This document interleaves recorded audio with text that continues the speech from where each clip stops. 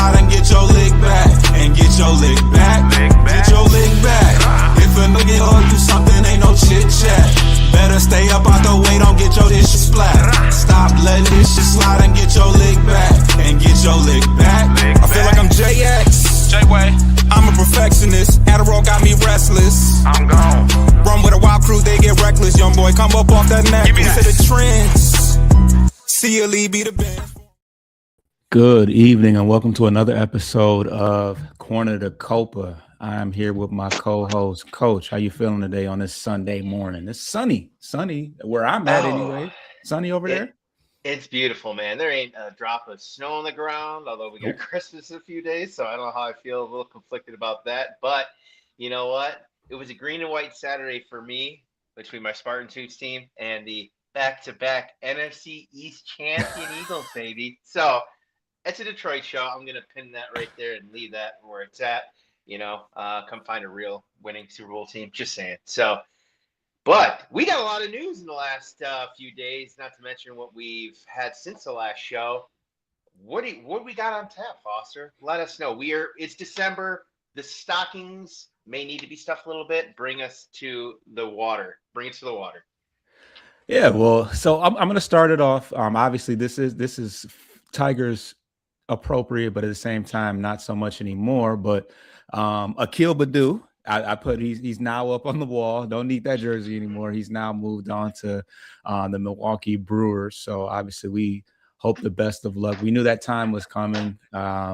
He's one of many corner outfielders that has struggled to find his way. Obviously, he had a hot start to his career after being a Rule 5 draft pick from the Twins, I believe.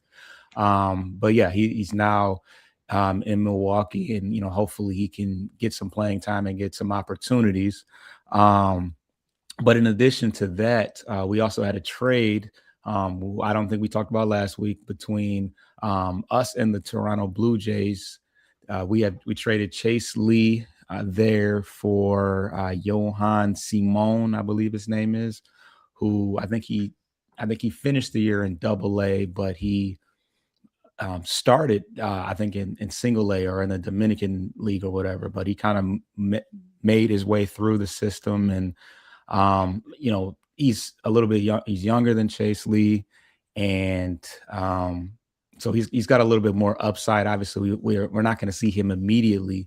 But I think that Chase Lee kind of fell out of favor with the team, and he had a nice little run with us. But I want to say he ended the year on the 40-man, but he was in the minor leagues. So, any thoughts on that? I see they went out and got another sidearm guy. I think they just like the awkward arm angles guys. I think Trey Savage has the highest arm angle, and I think the guy they just signed has the lowest one. So that's just how they get down, I guess.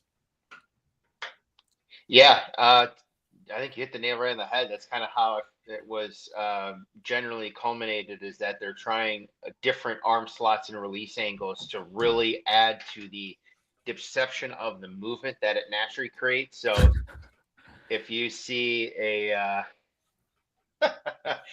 if you get all those different angles from different sides, it in theory would amplify that effect of the movement, the spin ratio, and the type of pitches that you're seeing from either side. So that's kind of what they're going all in on, and what it appears. So variety by the tenfold for the Blue Jays with those signings.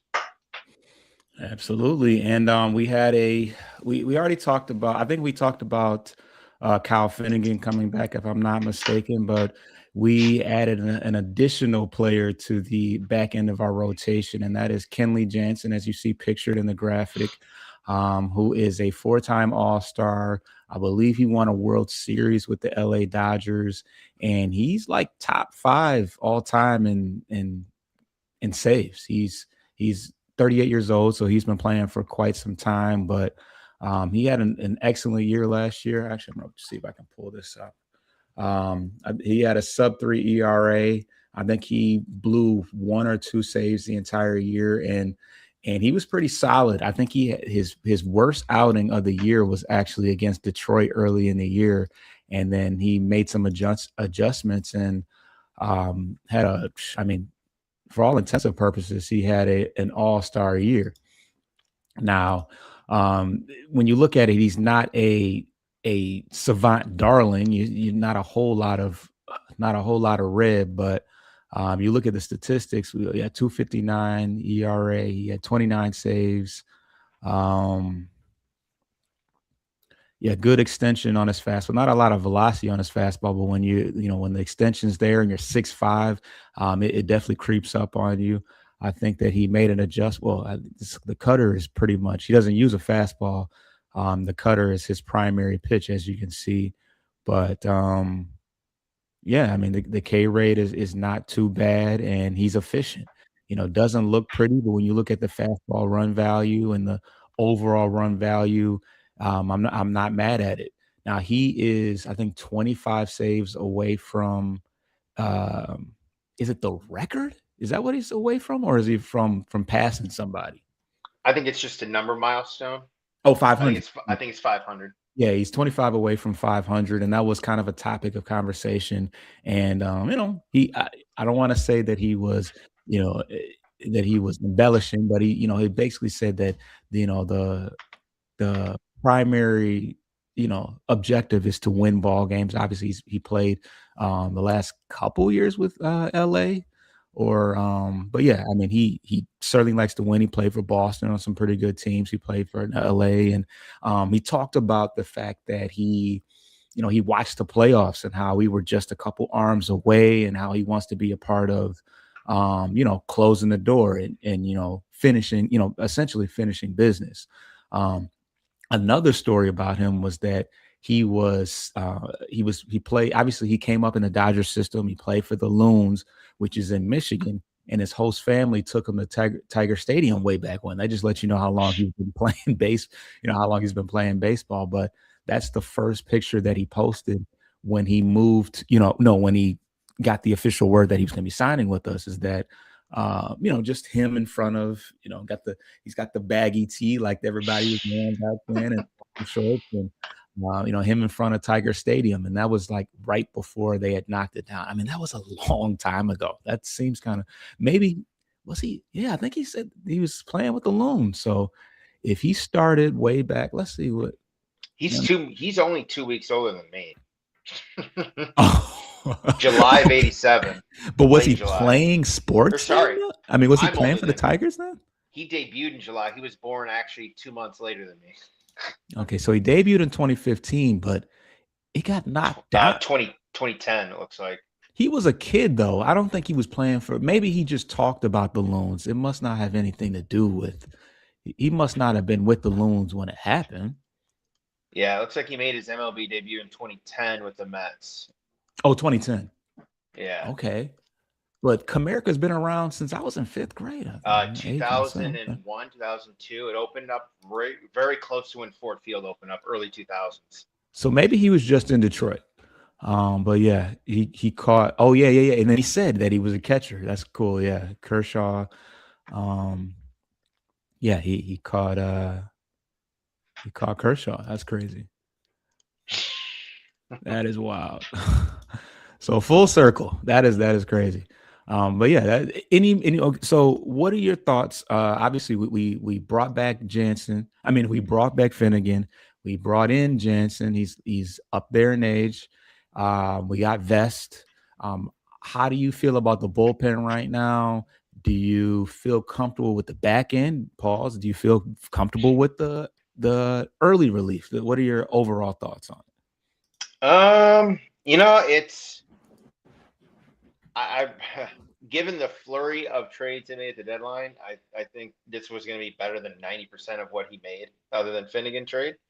We're really getting it for the playoff experience and hopefully the playoff run. So, which he's 3-2 with a 2.2 ERA with 94 Ks and 20 saves and 59 total appearances in his postseason career, which is a pretty wide breadth of experience to bring to a team that, was maybe a piece or two away from getting over the hump last year and potentially the year before. But, this is good for the bullpen in that regard. However, I think the biggest need of addressing has yet to go addressed, and I fear it's going to be not touched by the front office this offseason. But you get into a close game, you got some more experienced high leverage guys with vets now. I think probably he might even be the third best option out of that group potentially. But you've got guys that can dominate the seventh, eighth, and ninth innings now. Now it's a matter of rotating in your lefties that you have and keeping that blend and back and forth mismatch exposure that AJ can find to his advantage. Yeah, I agree. Hmm. Question is, will Kenley Jansen come out with having thrown 90 pitches after 6 innings? But that's just me. Well, he did talk to AJ about 5 out saves, but I certainly hope that he gets nowhere near 90 and has to worry about that. That was a shot at somebody else, and if you know, you know. Well, okay. Well, so let's get into the part that is. Does that get into is that going to take us down the wormhole of the Scott Harris thing if we address what won't be touched? Is that something that we can? We could, if you want to rip through some of the other league stuff first, and that way we can really sink our teeth into what we've seen so far this offseason and the comments more recently from Harris between the end of the postseason run when they did your locker cleanout day back in October to now. I think there's a bit to unpack and maybe let off a little December steam. Oh, well, you know what? Before we get into around the league, let's talk about the hot news that just came off the press yesterday, and that was the DFAing of Justin Henry Malloy to make room for Kyle Finnegan. Now, this really has nothing to do with Kyle Finnegan. That was a necessary situation. We knew that because I looked at it when they said that Lee was being traded, meaning that he was being pulled off. They said there was there was a corresponding deal to, make room for Kenley Jansen, but it was still a question of, okay, but what does that have to do with Finnegan? So now that we've all agreed to all the terms with Finnegan, which if you have the details, I'll allow you to do that. But the person that they removed from it is Justin Henry Malloy. Now, we've talked to nauseum about how it just never seemed like he was, being held to as far as priorities. Sweeney was that guy that was moved up anytime somebody was injured. Malloy didn't really have a defensive position. He was behind a Carpenter, a Perez, a Veerling when he was healthy, and everybody else in the outfield. Honestly, they tried him at first base. I don't really know how good he was at first base, but Torkelson pretty much plays every day, and Torkelson pretty much plays every day, and then Carpenter plays. He bounced back and forth between DH and right field, and then he got the days off against lefties. But once Veerling returned, once they decided to bring Veerling back, you started kind of playing the numbers like, well, is it Wenceel Perez or Malloy? But we know Perez was up all last year the minute he was healthy. So yeah, I figured a trade was coming eventually with somebody within that group. But it looks like he's going to be, just kind of go through the progressions of how things could play out, and where do you see Malloy ending up? Do you see him making it all the way back to Toledo, or what? Yeah, so the formality of this move was tied to Finnegan's contract finally being signed and all the terms agreed to yesterday. So because of that, he now comes back onto the 26-man as a free agent. The weird, ins and outs of this. So the Finnegan deal was 2 years, $16.75 million, with a $10 million mutual option that both sides must agree to on for potentially in 2028. So up to 3 years in total service time for Finnegan, 2 for sure. The Chase Lee trade going out to Toronto for the prospect we named earlier was also kind of corresponding, but the 1-for-1 trade move, roster move, was Justin Henry Malloy, and I don't see him staying with Toledo. If he doesn't get claimed on the waiver wire, I see a team potentially jumping ahead of another team in their division or ahead of them in the potential playoff picture, or teams that were right there last year, maybe needing a new piece, and they think that could get him over the hump. Because to your point, last year in AAA, and the numbers show it, he had a very good year as a production hitter and with more power in Toledo than he had before. So it's a shame it didn't work out in Detroit. I think, to your point, he's been a guy we would like to have seen more this past year, but after they got Jahmai Jones in the spring training and how well he was, it seemed evident that he was going to probably be sticking around. Some of the early offseason injury or early season injuries that we were dealing with, and Vierling and Parker Meadows. So, this is the Scott Harris effect. You have all these younger guys under team control playing similar positions, and someone has to go. In this case, it's JHM. Yeah, and the power was good at the minor league level. For some reason, I can't. It's 2025. Nah. Well, yeah, it was kind of good. So I don't know. I feel like he made some adjustments.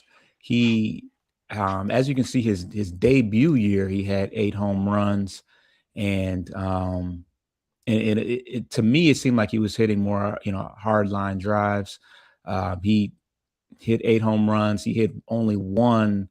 He only hit one at the major league. Did he hit a home run at the major league level? I guess he did.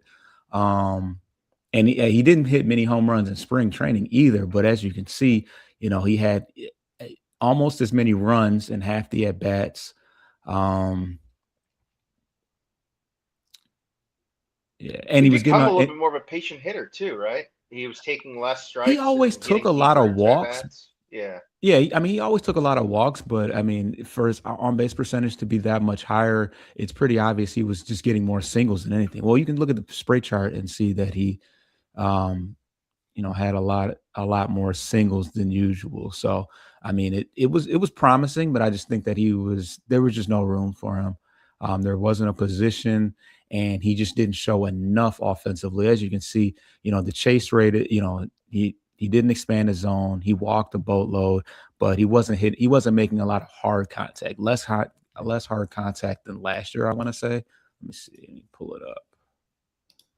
Yeah, I feel like a lot of the minor league numbers for his improvement happened earlier in the season this past year after he was sent down for, I think, several weeks before he even got close to another call-up. I think at that stretch is when he finally started to look like he was turning the corner, because he started hitting some home runs in Toledo and ripping doubles off the wall, driving in RBIs, and becoming that 3 through kind of 6 little. I'm not going to say true power bat, but he was starting to provide a little more protection around that lineup in Toledo.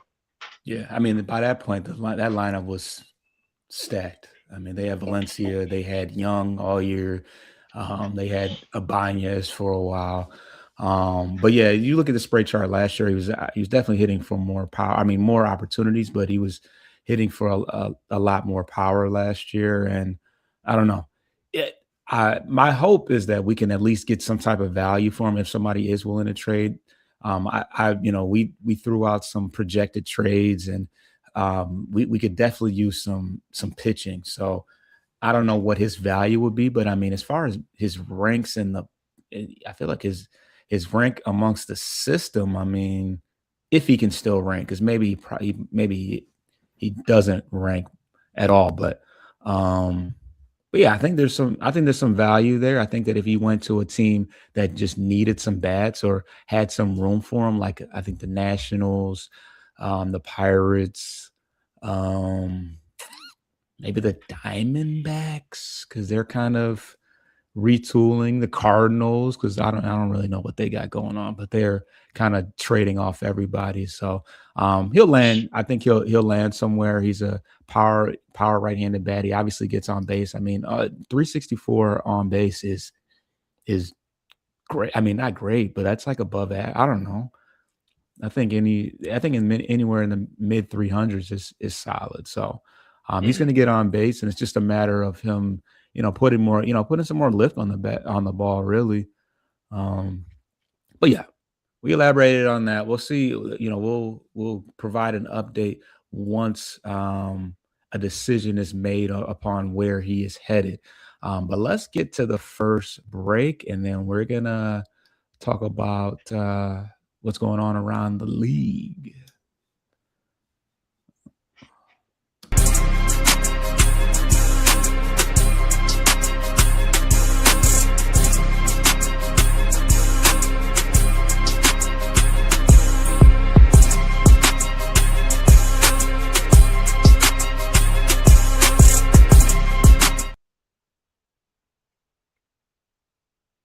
A lot more action going on post-winter meetings, as far as trades, free agency. But what are the notable ones that kind of jumped out to you? Well, yeah, it kind of flurried over the last few days here. I think we mentioned it the last show. Once the first couple tier one kind of dominoes fell, the rest of the market for those positions would start to fall in line. Everyone doesn't want to be the first, but also kind of wants to be the first player to be signed, so they can kind of get it over with. But we had a lot of buzz here the last few days. I think to start it, to your point, we had targeted potentially for middle infielder as a backup option. Other than Bo Bichette was Hai-Song Kim, who returned to the Braves on a 1-year, $20 million deal, who either signed or picked him up through waivers last year throughout the season. So they're kind of rekindling that for another year as they get healthy. Boston made a trade with Washington for some prospect swaps. One of their players, I think, was coming off Tommy John, so some depth there. The New York Mets signing Jorge Polanco, 2 years, $40 million, middle infield, but probably mostly for the bat after what he did to us and others in the world playoffs last year. Arizona signed Merrill Kelly, going back to them after they traded him to Texas last year at the deadline. Detroit also a name that was potentially involved. I put no stock in that. 2-year, $40 million deal for Arizona. Let's see here. Atlanta also signed closer Robert Suarez, 3 years, $45 million. I think we touched on in the show last time. And Mikey Yastrzemski, 2 years, $23 million with a club 30-year option. Briefly, Toronto and the Tyler Rogers sidearm, 3-year, $37 million deal with a 4th-year vesting option. And we'll get into more maybe Toronto a little bit later too, but they're definitely a team that's been they're going all in for this. Kind of like what we would like to have seen Detroit do somewhat with Scooble. Toronto is going full 2026 mode here.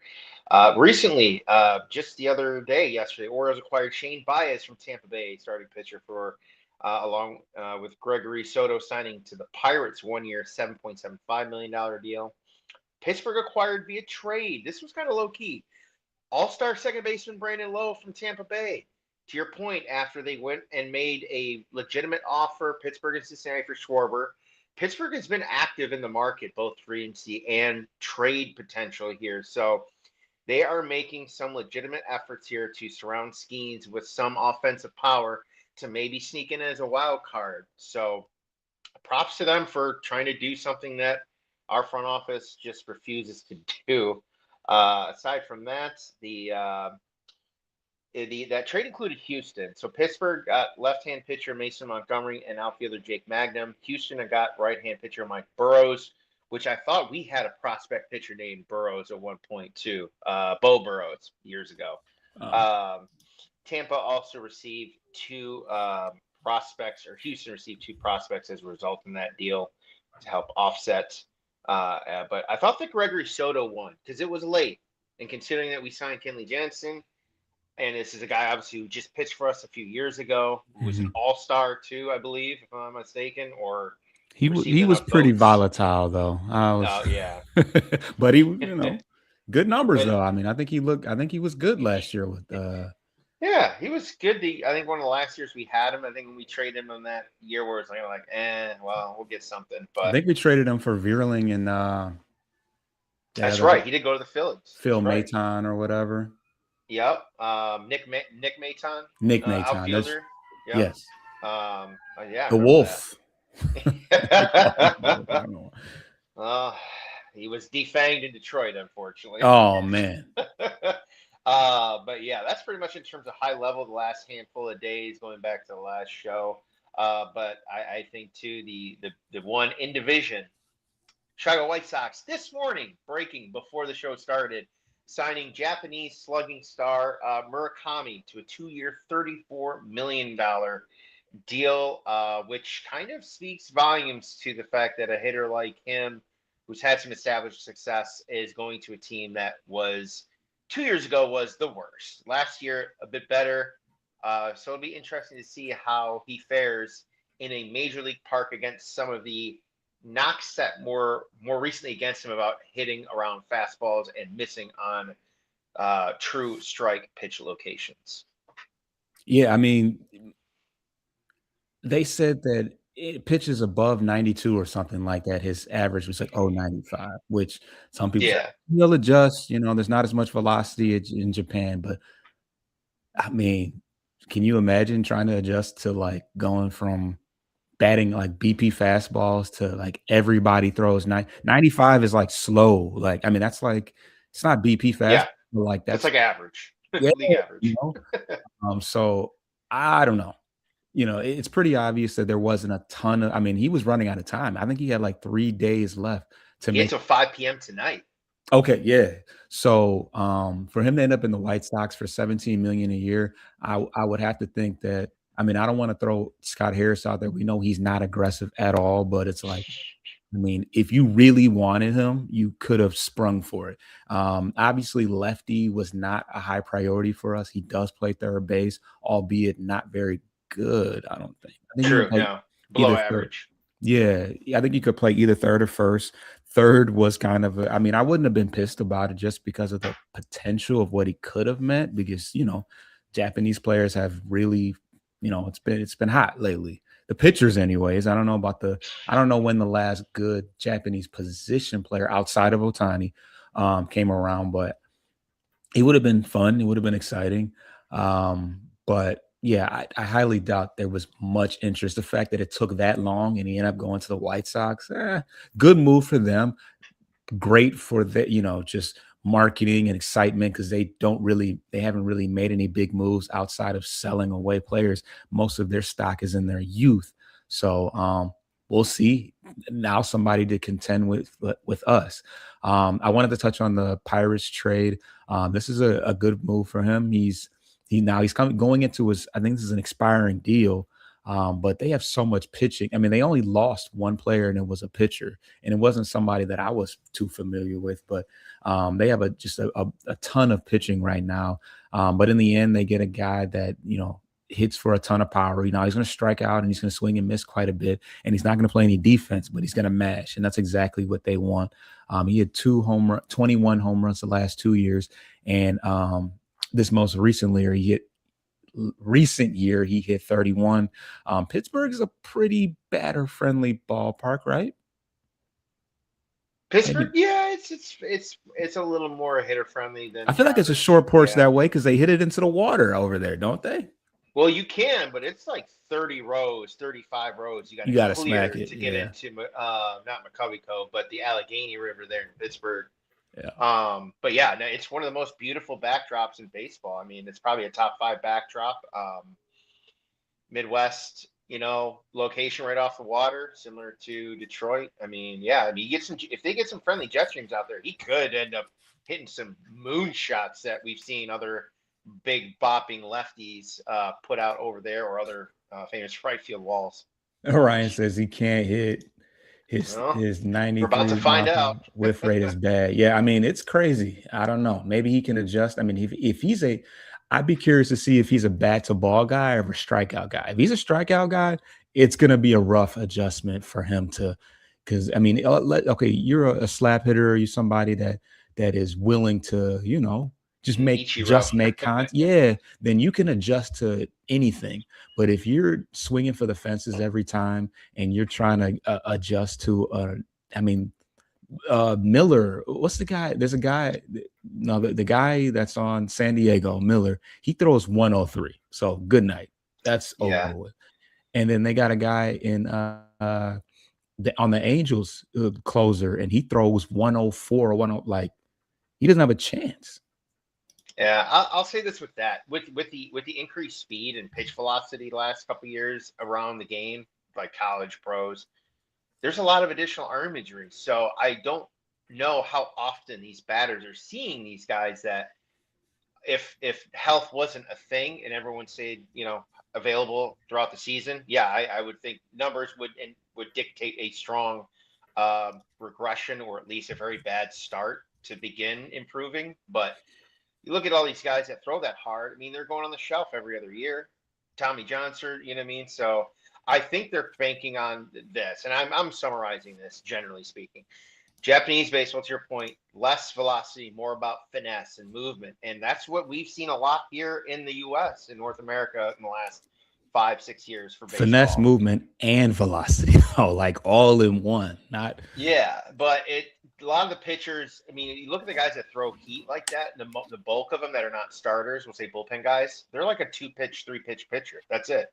So if you're going to sit breaking ball and you're going to let that fastball go, then okay, then it's about just making balls back contact on the fastball and letting the speed and the velocity drive the power off the bat. But that's just kind of my general approach of how they might be seeing it in terms of what they're hoping to get from out of year one. But he's got a lot of divisional good arm talent to go up against. So it'll be interesting to see what he does. Imagine him versus Scooble. Lefty on lefty, baby. I like it. So yeah, for sure. Yeah, definitely. I mean, swords. I don't want to get down the pirate wormhole too much, but this is what their projected lineup looks like right now. Not great, but not bad. I'm actually surprised how old the lineup is. It's not like they have a ton of young talent, for a team that doesn't like to spend money. Just a bunch of old cheap dudes. I can see on that team Jake Rogers. Oh wow! I mean, he's probably an upgrade over Joey Bart, just barely, maybe. But I tell you what, if that team goes out and gets a Eugenio Suarez in the middle of that lineup, boy, it could get interesting. I mean, and it says right on the tweet here, if you can see Connor Griffin. I think he's getting an opportunity to try to make the team out of out of spring training. It still probably won't happen, but. Yeah, I mean, he'll actually have a little protection. Brandon Lowe, I mean, Brian Reynolds. veteran, been around a while. Yeah. It's good to see him bring in some veteran leadership to kind of help out with that youth. I feel like Pittsburgh's had just oodles of youth in the last handful of years. So McCutchen, if they bring McCutchen back, that's another guy. Even though he's just kind of playing just to play, I don't know. He's got to be near the end. If it's not this year, then I think maybe he's already seen his last. Because I think technically his contract ended last year with them. So if he comes back, it might be like a farewell tour, which he's earned. He's been a very good teammate and a good locker room guy, and he spent 80-90% of his career in Pittsburgh for the most part. So that'd be a nice way for them to kind of close that story, if you will, if it comes to it. But they could be a trade deadline away from being a wild card team too. So I mean, we'll see what happens. They have so much pitching. Like, it's not like they have to score 100 runs. Like, just give Skeens 3 runs and you're green. You're good to go. They have a good bullpen too. I saw we're winning. Yeah. There was see, I'm gonna get too far off down the wormhole. This will be a pirate show, but I saw a projected trade involving Dennis Santana. I can't remember how it went, but anywho. Let's get to Mr. Scott here. Is there anything else that we need to talk about? I think we pretty much covered. Royals. The Royals. Okay, so let's talk the division. We got going down the Chicago White Sox thing a little bit, but the Royals have been very active. Let's see if we can find Royals free agents. All right. Okay, there we go. That's one way to do it. All right. So this is a team that I expect to, contend with us. The Guardians, I mean, they'll always kind of compete, but I don't, they don't, they're, who knows? But the most active team in the entire in the entire division has been the Kansas City Royals. They see some of these are last year. Oh yeah, okay. So this is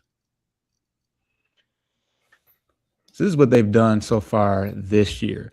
They traded for Lane Thomas, which great defensive player, but depth outfield position. They traded for Isaac Collins, who was, I think he played for the Brewers, but I don't think he was an everyday player, but solid as far as I'm concerned. So it's not looking all that great.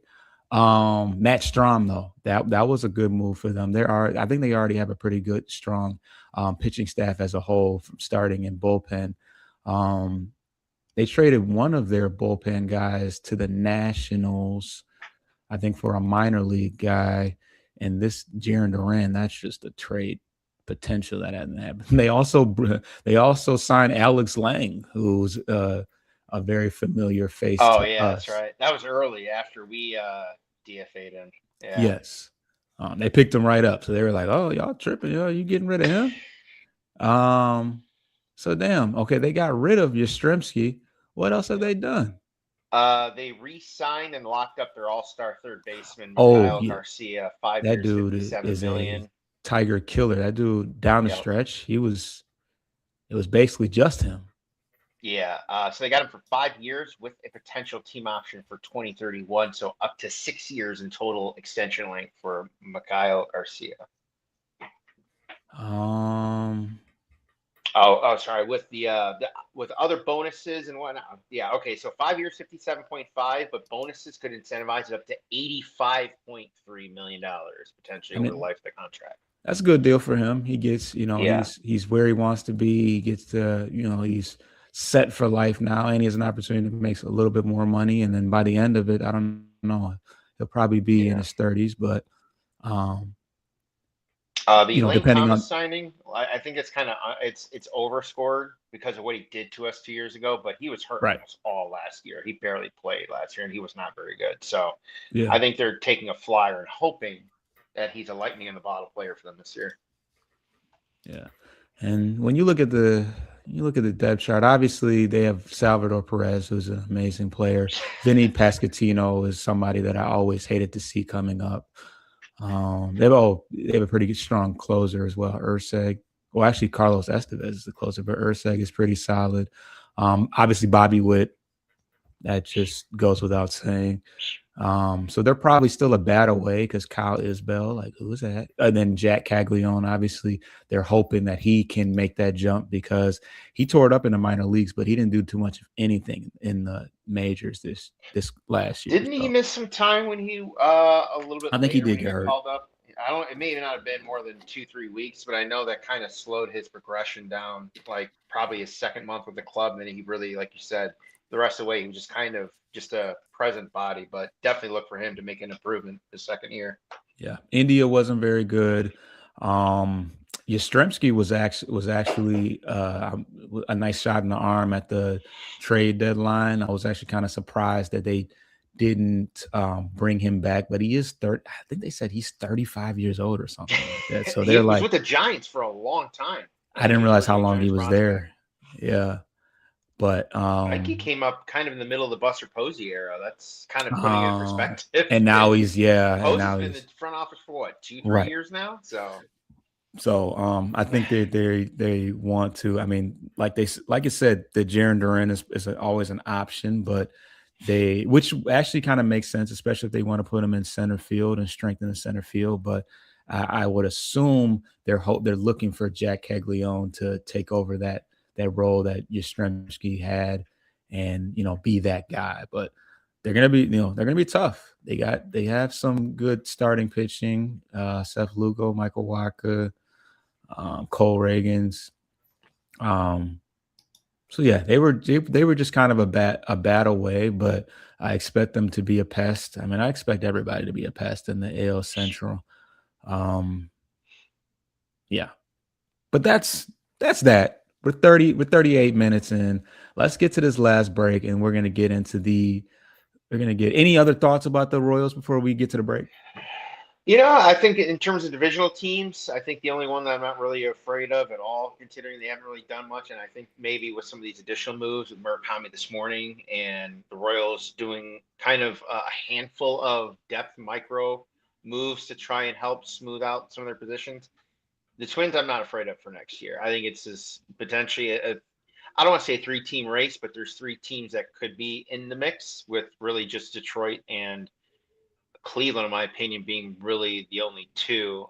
White Sox could make a jump up, but I don't expect them to be a legitimate threat this year. They're still figuring it out. But I will say, in their last couple of big trades over the last few years, Garrett Crochet, Chris Sale, going back a few more before that, I think you're starting to see some of the fruit of those trades, and it's really putting them on a faster track of improvement. Because just 2 years ago, they were the worst team in baseball, not just that year, but in the last – going back to our 04 season with 119 losses, it was that bad historically. Yeah, almost ever. I think the Rockies ended up outdoing them a year later, which is just like, there was a graphic. Hold my beer on a worst year. Did you see that? The worst team in Major League Baseball, going back to the last 10 to 15 years, and maybe even a bit further, if I'm not mistaken, possibly 20, has either been the White Sox or the Rockies every single year. That's incredible. But I don't see the White Sox being that abysmal this year. So, but that's it in terms of divisional jockeying, if you will, this offseason. But Detroit, a little more to be desired so far this offseason. All right, we'll be right back.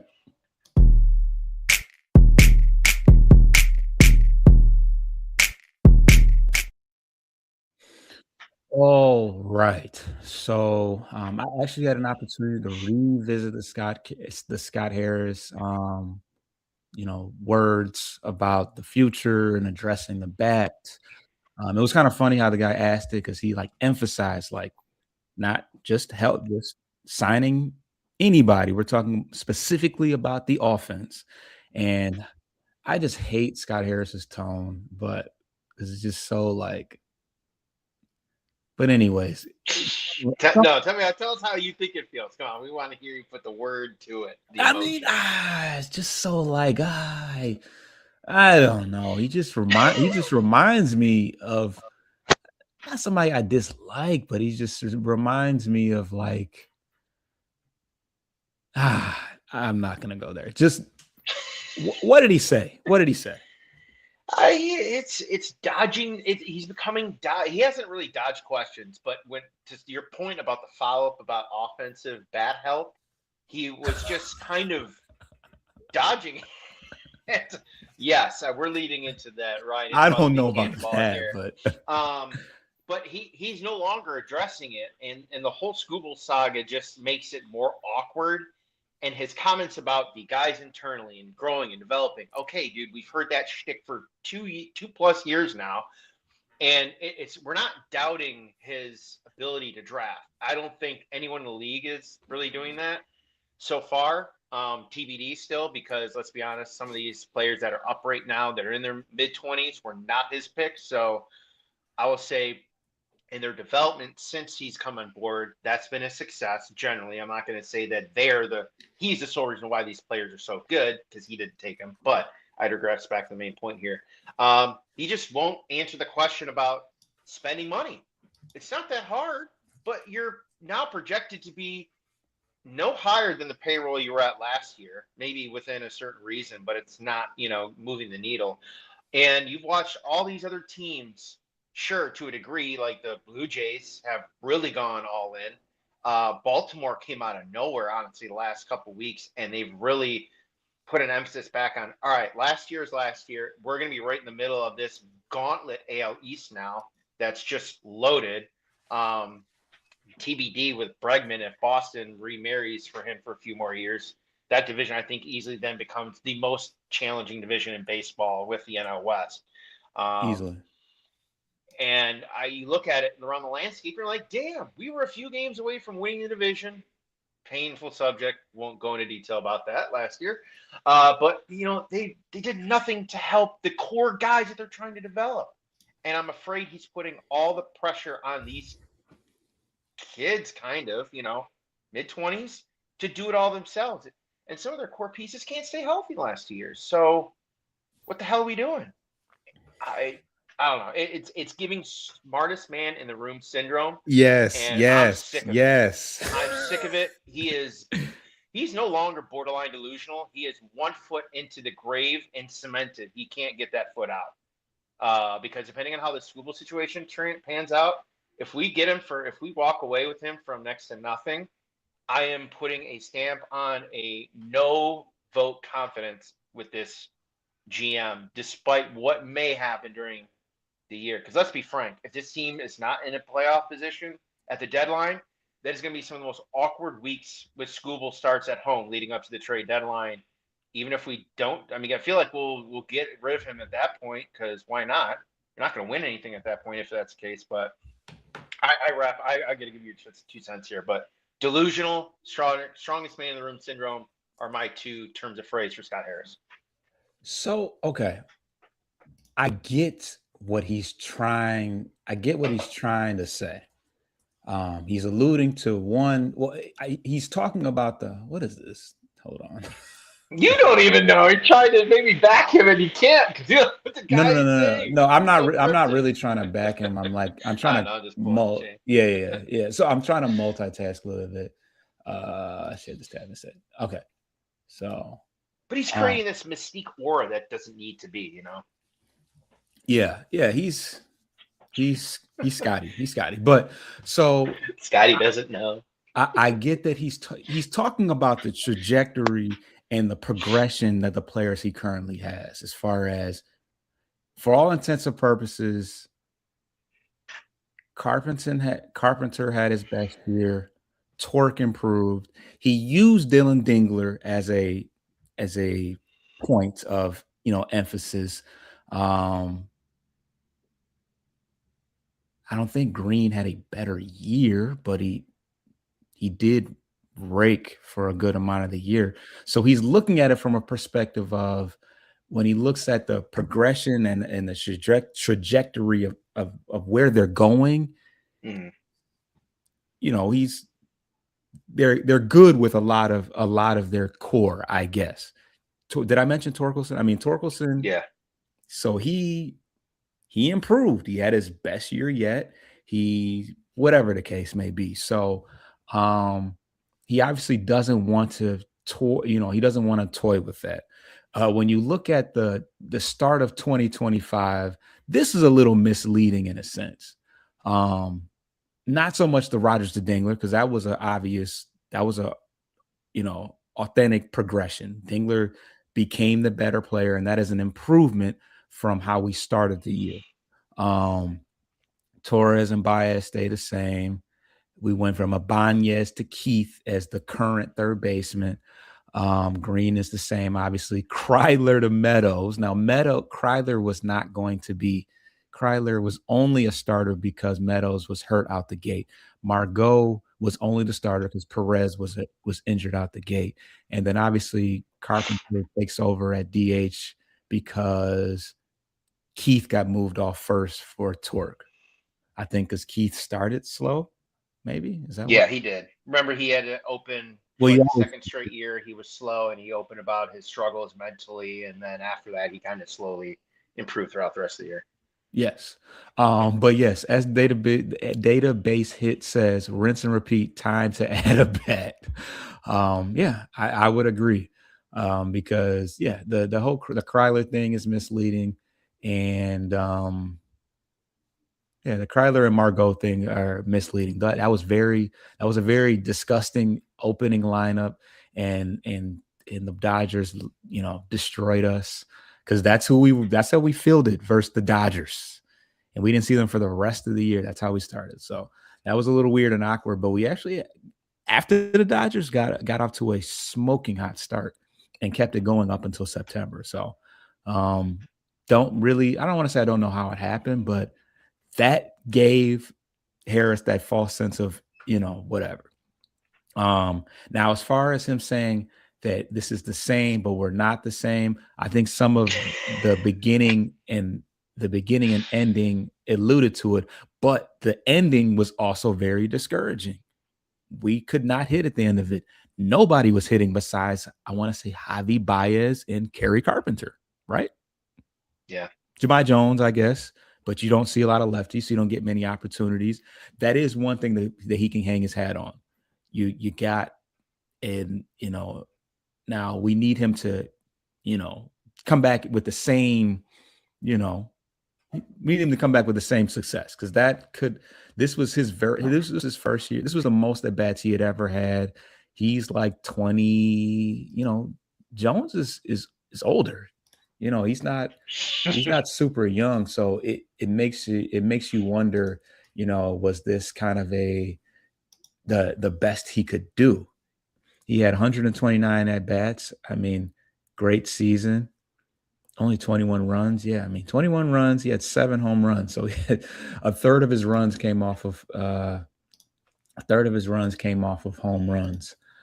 But he is 28 years old. When's his birthday?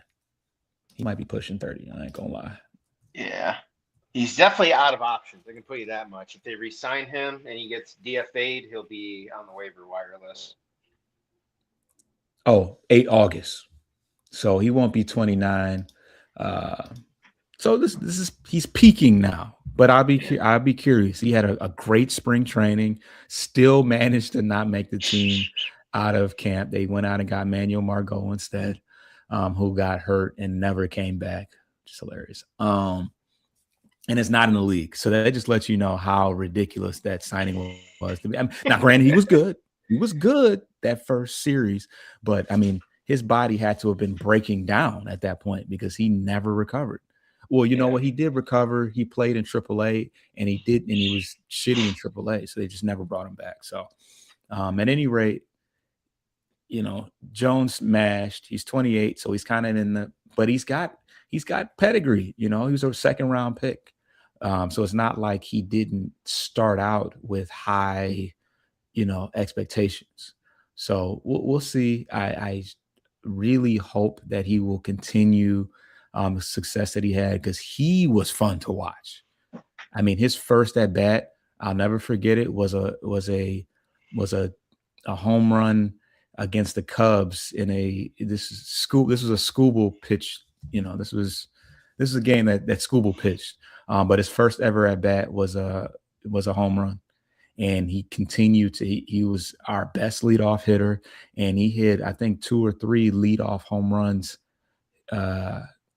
throughout his time last year. And I say he saved our season. He was the only one hitting late in the year, and just every big opportunity he had, he capitalized. So part of the reason why Malloy is gone, because they serve the same purpose.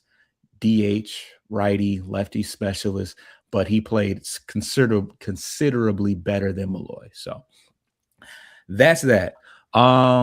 Let's look at the best remaining. Is there a good way to find the best remaining free agents? Because honestly, there's still a lot of meat on the bone out there. Damn. This is a prediction one. Maybe that's a good one. Yeah, well, we can kind of scroll through. But any other thoughts before we get into the best remaining free agents? Because there's still some guys out there. Yeah, I mean, based on everything we've seen last year and this year, I don't see a spending reason why we're even in conversations with these guys, even though I'd love to be in with just one, not asking for much, saying that one pressman this year, and we can't get it. We can't get one. Yeah, but I don't know. We've said it offline. I mean, it's like, at this point, the frustration is so palpable, and it's growing. It's going to grow until spring training, when we finally get games again, and we can kind of shove Harris into a cupboard and put a muzzle on him for a month or two. I'm so frustrated, and I'm afraid his approach, depending on what happens with Scooble, because there's a lot that's going to happen, because I think it's already hurting some fans in terms of their fandom, if you will. maybe going to as many games, buying as much stuff, spending as much money as Chris Hellich has been all of a sudden jacking up ticket prices in the last year or two as well. And those gaudy, god-awful Oh my VIP God. seats behind home plate, they're always empty, collecting dust. He's going to fracture this fan base if this does not pan out. But at the same time, I'm not going to crown him king for some new method. This is just Moneyball 20 years later in a major market that he's trying to make like a cute little boutique out of. No, this is Detroit. This is not a little upscale, swanky New York suburb area. No, this is Detroit. But that's kind of, but I feel like let's go. Scott Harris, but you know what? Scott Harris kind of embodies like somebody that should be a GM in, well, he came from San Francisco, so we know how fine dine, how that is. And I can't remember where else the Cubs too. So I really feel like he doesn't realize that this is not that. But I didn't read these. I missed this in real time because I was going on my whatever. Tigers are in for profit, not to win. Oh God. He started with talking about the Dodgers. Well, I mean, if you never spend, I guess you're always going to be almost in profit. Major League Baseball TV revenue sharing. So yeah. I mean, I guess unless nobody comes to the games, but I guess we've been so good that they do show up to the games. Trajectory of not being able to hit. That's hilarious. Tigers profit $350 million. Payroll only $155. Really? Is that what oh my God. We didn't really start packing that place until midsummer anyways, even the year beforehand. Well, that's only going to happen. I mean, part of that is because it's snowing and raining until like June. Literally, I went to some rainouts in June, like on June 18th. I want to say I went to or 16th, one of those. And it was raining like crazy. It rained a lot this year.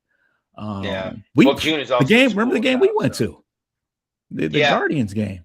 Horrible. And we got killed. Schoolboy pitched, so we probably scored 2 runs. The Cubs game, when they trade him to LA, I'm gonna be sick. I mean, that's the other thing too. That rumor got hot last weekend, and we thought it disappeared. It's almost a done deal. It's just a couple of things here and there they need to finalize. It's like if that was the case, I know we were talking about it, and Ryan too, our other buddies. It's like just rip the Band-Aid off, get it done. Seal the wound up, cauterize it. You know what I mean? Let's start healing now, and let's move on for the next couple years. But and then somebody came out and said, "Nah, that's some bullshit," and then it disappeared. So I tend to believe it might have been some BS. I saw Glass now say something about and then somebody was like, "Somebody tell him he's involved in that." but you know what? With our luck, he probably wasn't involved in it. It probably was a bunch of prospects. I just really don't want to leave that situation being like, who are these people? Like I need it to be. I need it to be appealing. Especially if he goes to LA. If you don't hit them upside the head for everything that we're not going to get Mookie Betts or any Freeman or anything like that, but you better crack that head for some good prospects. I mean, these guys will never see the light of day in LA anyway. So, it's not like they don't draft well either. They pretty much have to in order to pull some of these trades off to get these Freemans and Mookie Betts with those 8-year contracts. So, all right, I'm kind of surprised Kyle Tucker's still out there. We're moving forward. This is the tail end of the show here. We're the best remaining because yes, we are annoyed by Scott Harris, but he still has a couple opportunities to throw out some BS contracts and disappoint us in the end. Because there are some guys out there. Kyle Tucker, they're saying to Philly. Framber Valdez is out. I mean, some of these names we've been linked to since last year, and it's like, okay, Kyle Tucker, I'm sorry, Detroit's not on the short list. Let's just cut to the chase there. He's either going to go back to Houston. I don't know if the Cubs are very. You think that Houston wants to spend because you look at the projected amount of years that he's asking for, because this is like a Bryce Harper where he's in like a 10-year deal. This is the peak of his career. I don't think Houston does that. That's why they traded him in the first place, right? Well, I think they were. I think it became a. They just had other guys behind him that were probably not as expensive, honestly, and they knew with some of the other guys going out, like Carlos Correa a few years ago, some of those other key contributors that were coming off the books. I don't think they were sold on just flat out giving him an extension that year when they were shedding other contracts. They wanted to give him an opportunity to win elsewhere. But I think his desire to go back after he was traded to Chicago is kind of what fueled some of that offline rumor of him wanting to go back. But yeah, to your point, terms are going to be the end of it. If he doesn't get the terms there, I imagine he could go back to Chicago or go still to Houston on, maybe a little less friendlier player contract. But yeah, he's still out there. He's a good playoff bat, solid outfielder for production, lefty, been there in the moment. He's going to be a good locker room guy for any team that signs him. And yeah, I think we've all talked to death in the last 14 months about Alex Bregman. I don't think there's anything more that really needs to be said about him.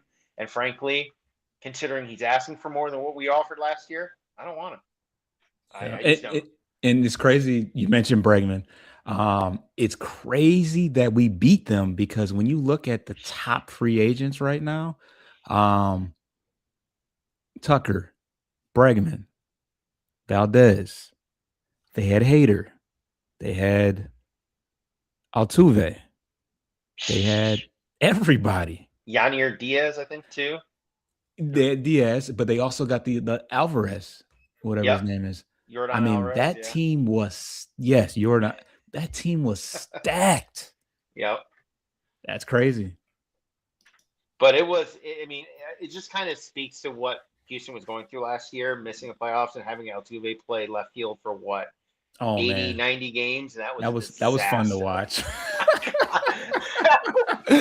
I'll say it only in Houston because it's comical because when originally it opened up as Minute Maid Park a few years after Comerica opened, they had that silly center field hill that they named it after someone that just destroyed ankles, created doubles and triples on balls that would have been on a warning track otherwise. But I guess win in Houston applies to win in Rome. Yeah. And Cody Bellinger also is another name out there still too, who I'm intrigued to say that he's still not even close to a deal. There was something, I don't know if it was real, but his asking price was astronomical. It was like 8 years, 400 or something crazy. I had to just laugh at I just commented laughing emojis and moved forward. But when you talk about Houston, they do have a couple. They did have a couple. Now, first of all, they got a nice piece back in Cam Smith from the Cubs, who made the team out of camp, and they weren't expecting that. So it would be a nice culmination if Tucker did come back. But they just traded Jacob Melton, another one of their young. And I actually vividly remember him playing because we swept Houston at the end of the year. One of the few good moments we had was sweeping Houston. But they just traded Jacob Melton. Was it to Tampa? He went somewhere. But that kind of opens up one of those corner outfield spots if they were going to try to bring in a Tucker. But let's scroll down a little bit more and see what else. Okay, there goes Cody Bellinger. Cincinnati, yeah, that'd be nice. 6 years, 180. That's pretty reasonable. He's 30, but he's still like 20 million a year or 30 million a year. Yeah, 30. Yeah. Yes, his initial. God, he's 31. Yeah, I wouldn't be giving him more than 4, honestly, in terms of terms. 4 years. That's ideal, but the thing is that everybody knows the sweet spot. Like for Scooble, 8 sounds crazy, but 6 sounds. 5 to 6. I think that's where I'd be willing to go. But you're gonna have, but a team like us is gonna have to offer more, which is sad because we're the original. We should be, whatever. But we should be able to match and not be jumped by someone just by matching. You would, but think. It's gonna be tough to match LA and think, Detroit. Like, nah, you're just not gonna do it. I always forget about the Japanese guys. Are still Tatsui Imai. He's still he's probably running out of time too. Bo Bichette, I think that's off the table now. The Atlanta one is off the table now with them signing Kim. 5 years, 130. See, 5 years isn't bad. He's 28. What did you think? I'm just curious because we've mentioned it before, and I think it's interesting. How much would you have given Hassan Kim for 1 year to come here, knowing that Atlanta gave him 20 for one? Not 20. Yeah. Probably 15, maybe. Okay. He's got speed. Great glove. He can put him anywhere, and he's a contact guy. Yes, give us Bo. He That'd be turned nice. he turned things around last year. He was obviously good in the playoffs. I think he would like to go back to Toronto, but I think once that Kyle Tucker once that falls, I mean, unless they plan on getting them both, but I mean, I think that Tucker is going to milk them for everything. Yeah. I think also too, Bo might be taking longer because remember he was hurt for a lot of the last 2 months of the year, and it didn't even seem like he was going to be eligible until they got as deep as they did. So yeah, that was crazy. Yeah, he was. Yeah, I think there's some medical stuff going on that I think teams are trying to do their due diligence on to make sure that Bo is vetted where he's at from a recovery standpoint before offering such a big contract. that's a good point. And he's already kind of declining athletically. He's not a good defensive player, and he's not, for him to be a middle infielder, he's not terribly athletic. So yeah, because the guy they had slide in behind him in the playoffs was actually a former Gold Glover, if I'm not mistaken. I can't remember who it was exactly, but Andres Jimenez, former Guardian from the Guardians. Figure. Yeah. Gold Glove middle infielder. So I think they were fine with whatever happened between the two of them. They were kind of covered. So here goes Munetaka Murakami. That's the one that just signed with the White Sox, correct? Yep. So yeah, his projection was 5 at 80, and he ended up getting 2 for 34. So that shrunk. Projected to, they had the Mets in Boston, the East Coast teams are usually. So for him to end up, and then here goes the actual article announcing it. Damn. So they didn't mention 5 years terms. He's making an extra $1 million a year from 2 years, 34. So he can get back out there in a couple of years. So they didn't have, that wasn't. Oh, here's a better one. Obviously, Schwarber's gone. Yeah, Rio Muto still out there. Yeah. Where is Suarez? He just gets smashed to the bottom like he didn't hit 50 home runs last year. I don't understand. Oh yeah, yeah, Robert. all the other. Robert Suarez went position, like third and first. Oh, there he is, right here. There's no one left. You say that one more time. Yeah, Paul. Yeah, Eugenio, Paul de Jong, Yoan Moncada. These are all guys that are. Gio Urshela is on the list. Oh my god! Like these are all guys that these are like just added value depth pieces. They're not going to dominate a particular spot in the lineup. It's interesting because I don't know why I thought Luis Arias was older than 28. Oh, the Padres contact hitter? Yeah, he just seems like an old man, but he's only 28 years old. Harrison Bader's still out there talking center fielders. Yes. I have Pete Fairbanks is still out there. Oh, the Pirates? The Rays. Rays, yeah. I mean, we had talks of being interested. Ryan O'Hearn. Yeah. Hey. I mean, how did Josh Bell find a home before Ryan O'Hearn? I mean, hey. Well, we talked about Bell at the deadline last year too, briefly. Yeah, the talk started in free agency last year when we didn't know who was going to be our first baseman. But I tell you what, I wrote his name down. I didn't even bother to bring it up, but he's another guy without a position. We know Harris doesn't like that, but hey, how many home runs he hit? 22 home runs. He's a switch hitter, so you don't have to worry about splits. Contact guy. Look at the K rate. Look at the gets on base. Hits for power. I mean, bro, the Twins got him one. I mean, he hits 20. He's going to hit 20 home runs every year. Defense is awful. He's not going to run fast, but we needed that contact. If he was a corner outfielder, sign it up. But unfortunately, he's 6'3", 260 pounds and can barely play first base. But we could have used a Josh Bell in the playoffs last year. You don't have to worry about. You don't have to worry about. Oh, you got lefties, righties. He's a switch hitter. You see the spray chart. I mean, not really spraying it. He's just probably just pulling it from the left, pulling it to the right. But good power. Look at that. He was giving some of those a ride. And we gonna get up out of here soon. This one. Someone mentioned a tweet yesterday, and this would just culminate the offseason, the frustration the last 2 years. They're like, watch Scott Harris sign like Isaiah Kiner Falefa and call it a day and call it a good offseason. I'd throw up in a bucket for the next month if that was the case. I did see that as like a rumor or a projected whatever. I don't know why, but I think it may have been more satire.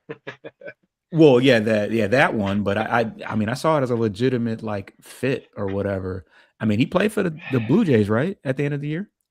Well, I think so. He played for the Pirates. He played for the Pirates, yes. But long-time Pirate. Yeah, actually, I think he was an All-Star too for a year or two, if I'm not mistaken. I thought, if not a Gold Glover at one point. But how do you spell his name? Falef. It's Kiner Falefa. Kiner Falefa. K-A. Falefa, kind of like falafel, but Falefa. But oh, there it goes. He's a guy that he ended with the Blue Jays, but at the same time, I mean, he's a very below average hitter, and frankly, we needed a little more bat than defense last year. Yeah, look at that. I mean, contact to the T, but look at that bat speed, launch angle, barrel. Ugh. No, it's like, not even worth it.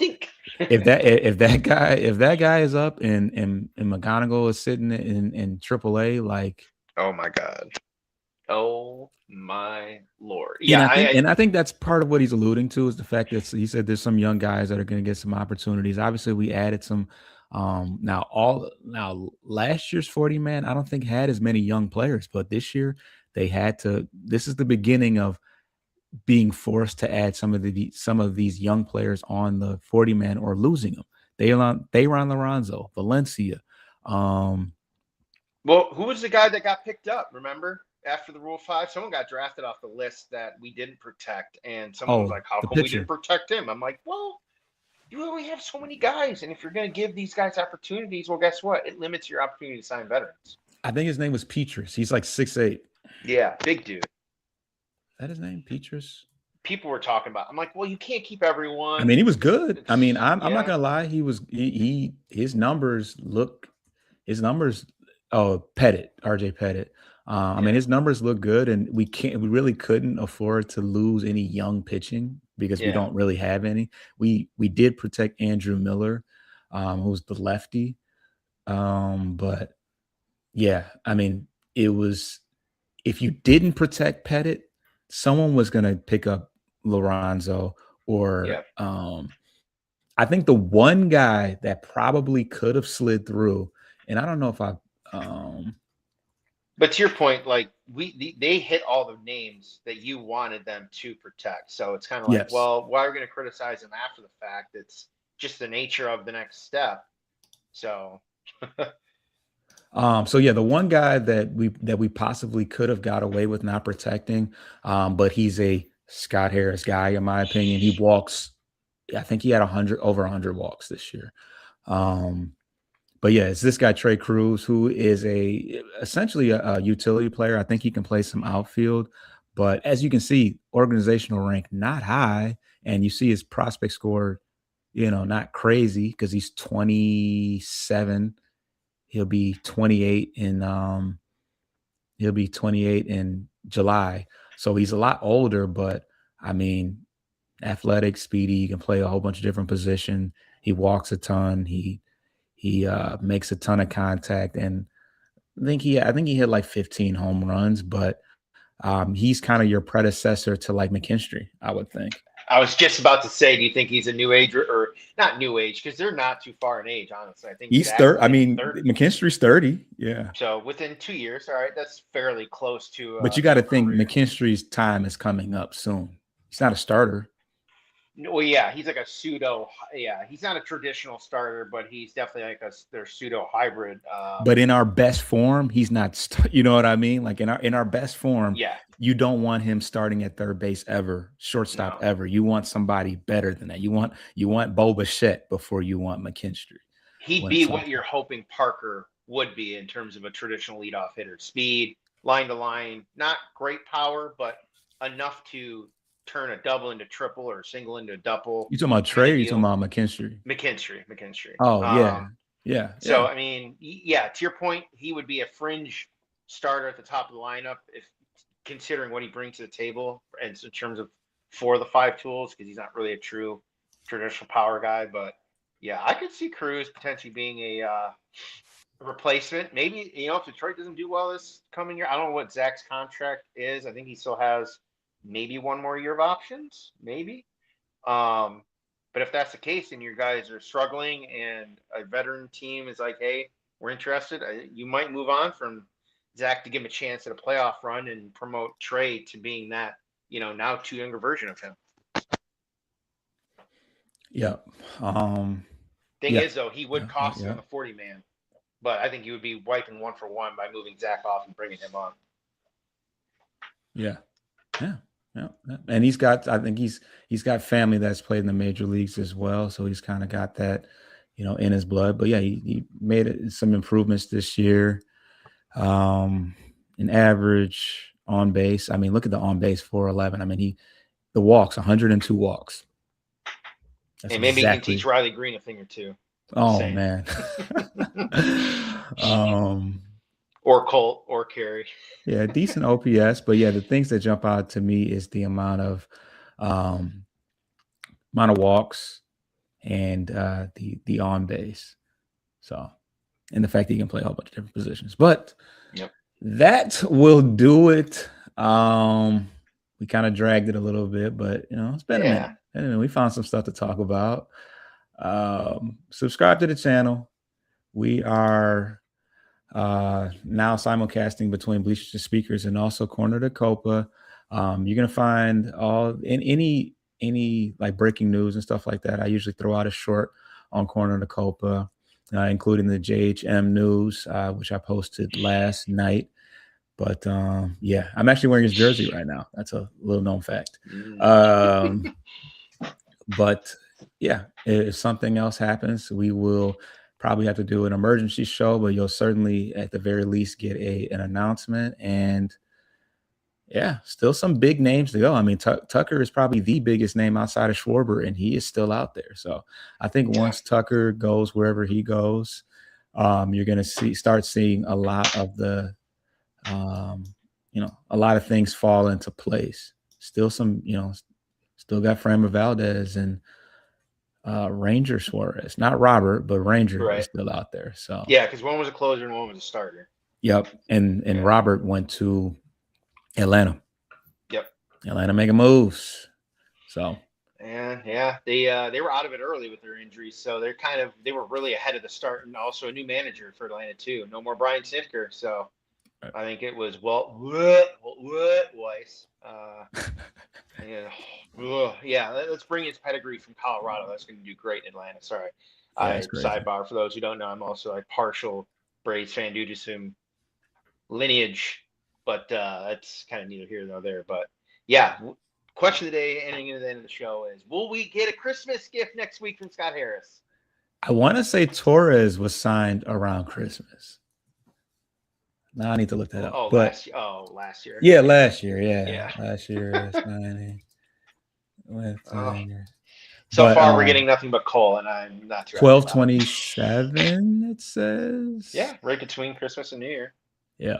But he was working. He was working on Christmas. I remember him kind of talking about it. So the signing was official on 27, but he was burning the midnight oil on Christmas Day. So we need that again. It reminded me when you said Atlanta about Marcell Zuna still out there.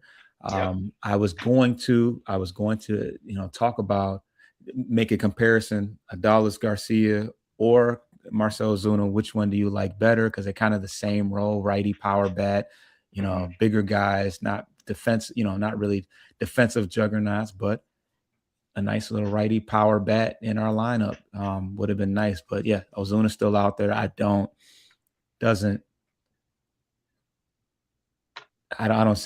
think Harris would put much into that, but hey, I would be happy with that. I think we're only a year removed off of Ozuna hitting like 37 home runs. And Atlanta's not a home run 39, and he hit 40 the year before. And he's it's still definitely not a hitter friendly. It's skewed more towards pitcher friendly. It's spacious. It's definitely spacious. Yeah, it's pretty big. Yeah.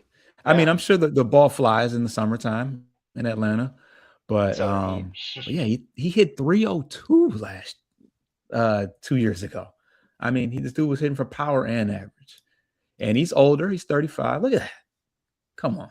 He's been there, done that, won that, and I think another name who was on that World Series team who was dealt to the went to the Giants on a 3-year deal originally in 24 is Jorge Soler, who hit that moonshot in the World Series. So he's only got 1 year left. If you're looking for some extra pop, I think he could be a guy that you could get maybe at the deadline or swing for the offseason right now. But I don't see it. He's there right now. He's in Atlanta.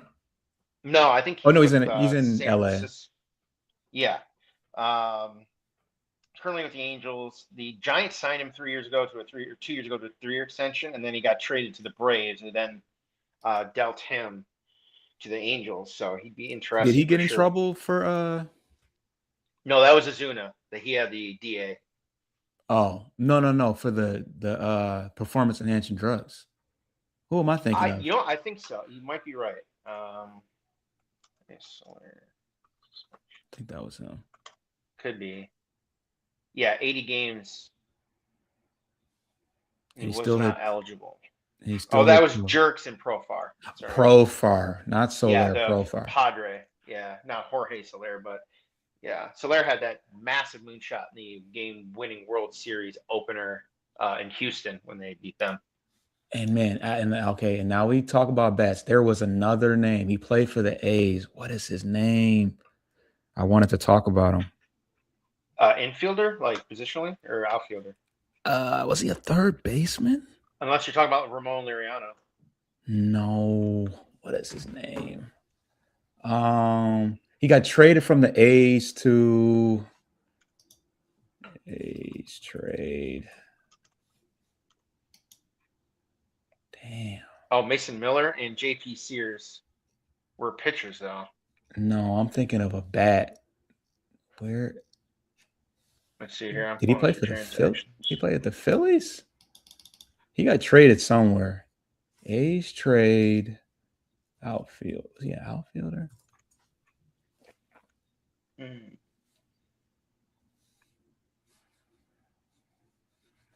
Oh, Red Sox A swing trade sending high strikeout righty to Boston. Oh no, I know it is. He played for the Reds. He finished with the Reds. Oh. Reds trade deadline. Miguel Andujar. Oh yeah, longtime Marlin, Miguel Andujar, and I think he played for the Yankees. He's been around. Yeah.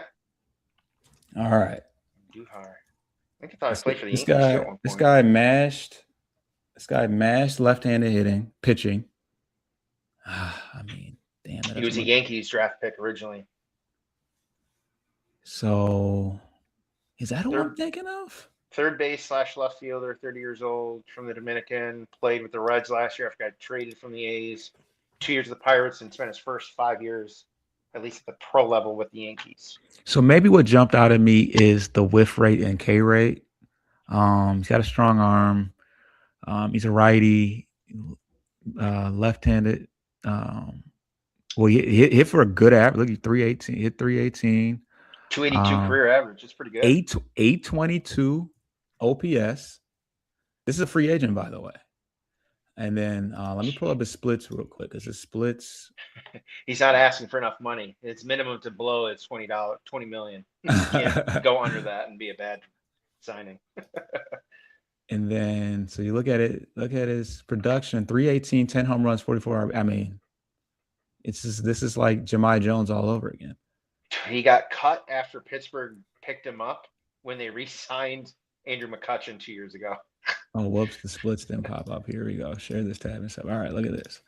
So he had torn meniscus in 2024 with the A's in his first year.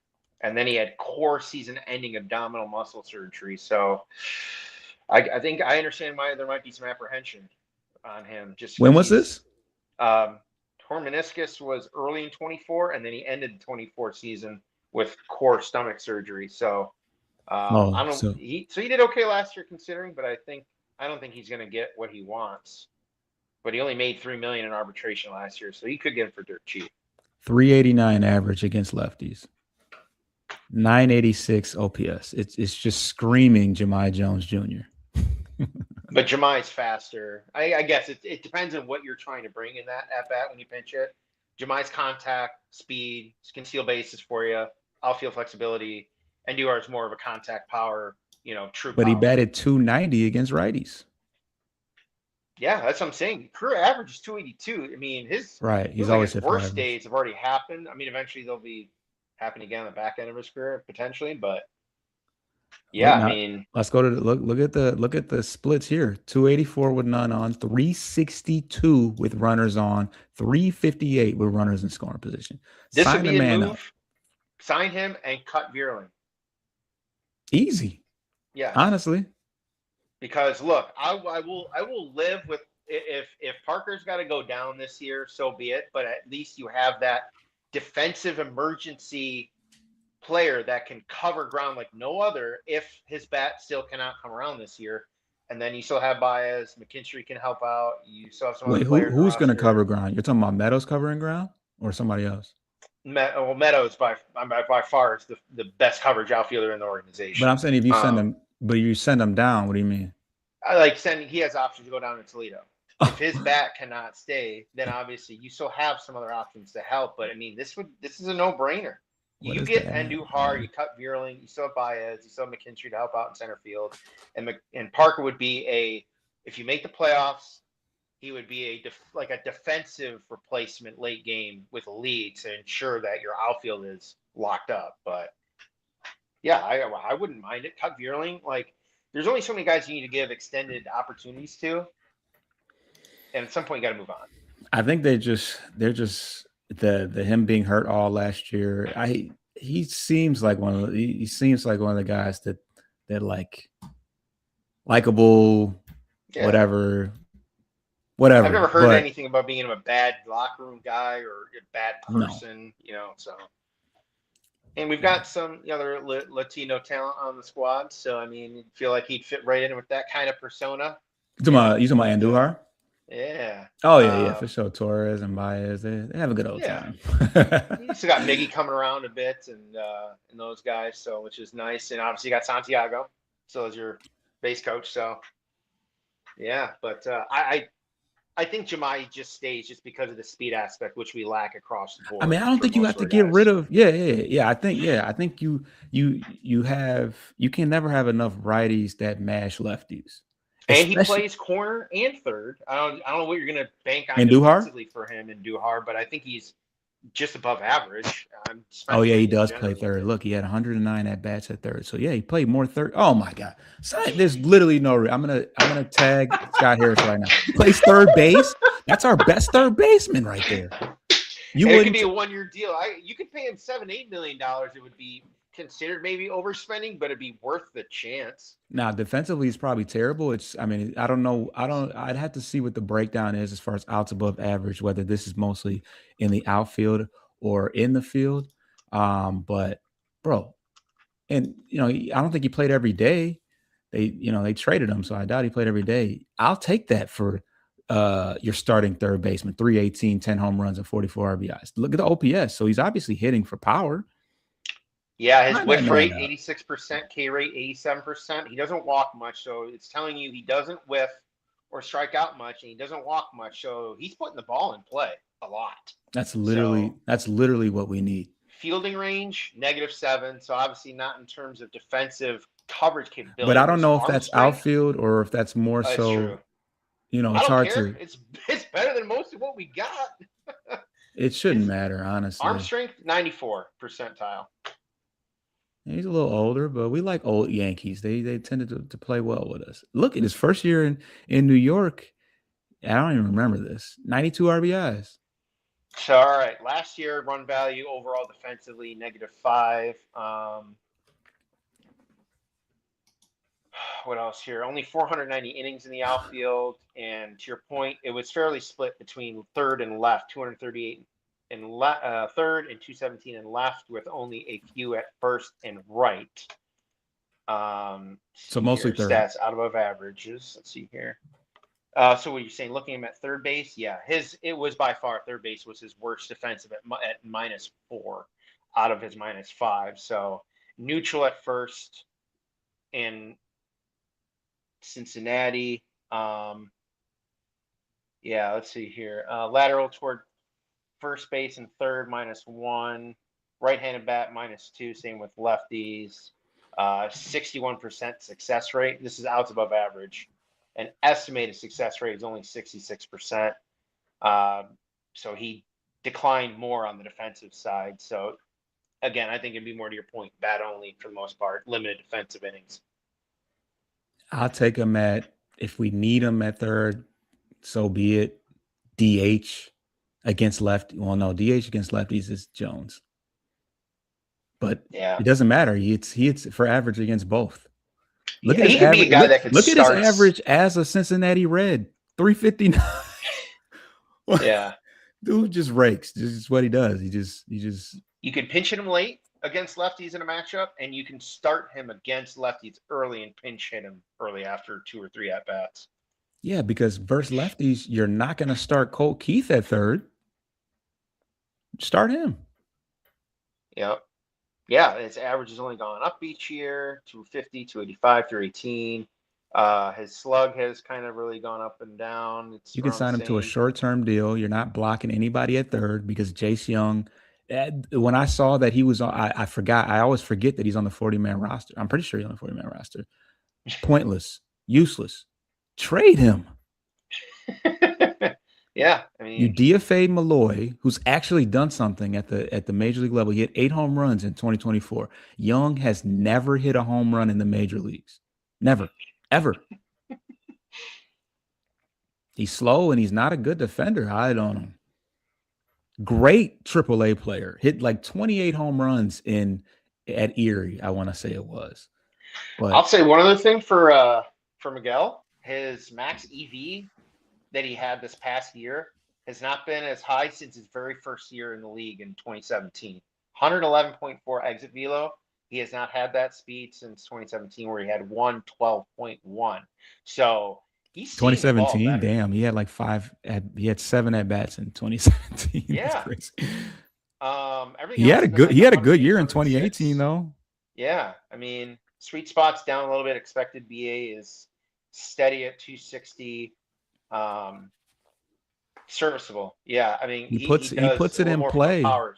Yes, he puts it in play, and look at the spray chart. You got to close your eyes and picture Comerica Park. Yeah, look at the alleys, man. Not much opposite field, but he's got 1, 2, 3, 4. This is last year's spray. 1, 2, 3, 4. He had 5 doubles and a triple and Oppo home run that was true down the right field line. So, but yeah, like 70-30 center to pole versus Oppo. I just convinced myself all over again, and it took me like 5 minutes to remember his name. But we're an hour and a half in. Yes, we are. We were supposed to be stopped. I got nothing else left to add other than Merry Christmas, Happy Holidays, everyone out there traveling, safe travels. Hope everyone gets to spend it with family and friends that they maybe not spent as much time with, but we'll see if I guess I won't hold my breath for Scott Harris delivering a nice stocking stuffer, but we'll see. Like the Powerball winning numbers, we'll take a chance. Hey, why not? Yeah. So we'll be back soon. Let's get up out of here. It's been a longest show I think we've ever had. We out of here. Get your lick back. If a nugget